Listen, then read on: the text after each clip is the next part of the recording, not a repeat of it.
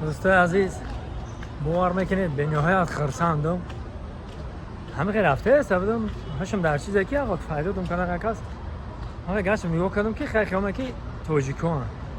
که نه نگاه کردم خیلی اهمیت دادم که ایرانیان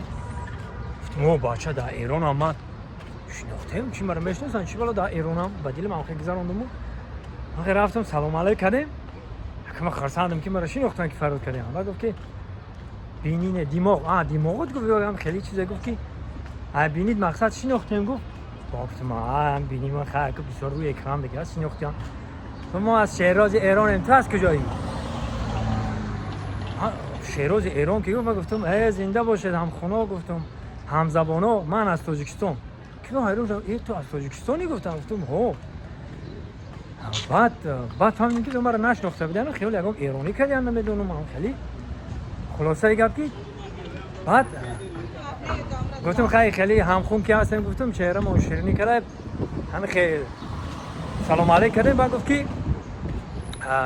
ایران هم میدونی مقصد گفت که ما همخونیم و همزبانیم و گفتم البته که میدونیم گفتم بعد نمیدونم ما ایران چه خیلی نمیدونم بعد سر کردم خسارا همه ای خودی شاه جمشید گرفتم و ایت کروش خطی آمدم و بعد ایت تا خوردم از علما شعرا ایت تا خوردم اومدیم علما شعرا گفتم سردفتر ادبیات کلاسیک فارس و تاجیک جعفر عبدالله رودکی و ایت تا خوردم اومدیم دیگه ما هم همین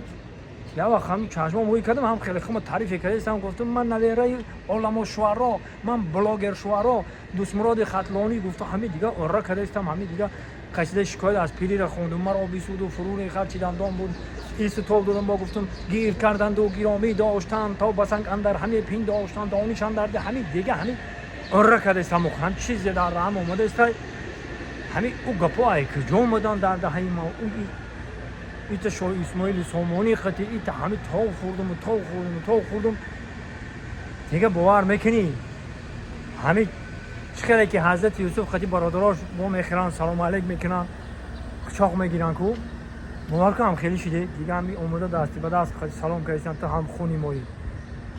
باور کنم میگه تو مردمی با فرهنگ با مدنیت همین خیال کردم که یک دیگری ها مونا همون 15 نفر بودن نمیدونم چند نفر بودن افسوس که نشد که من بنوار بگیرم ده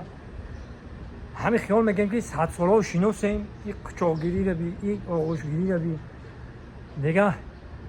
نرا گفتن که هم خیلی دیگه من خودم تعریف کردم که ما بلاگر شوارای فارس و تاجیکم اینا گفتم بعد درام اومدن خریدن گفتن اینو ما فالو کردیم ما که 500 کردیم میگن ده کردم ما خلاصه ما همینجا برو وردم که همین آدمیزاد باید بگرده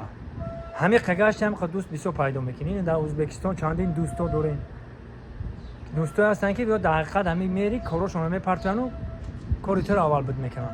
اینا ایران میگم ما البته که چرا در ایران انتظار میشیم برادر البته ایران بیاید شیراز ایران ده ما شما رو انتظار خواهی خلاصه گپ هم خیلی شد همین خیلی بد نبود که خرسان شدن همین که آدم اینا بود که هم خیلی بنوار بگیره پیشکش شما بکنیم خواهی اینه من خیلی با نشه گپ زدم هم چیزی که دلم خرسان بود امیرت شما رو خواستم بگم زنده و سربلند باشید مردمی فارس زبان مردمی ایران مردمی شیراز ایران زنده باشید خدا نگهبانتون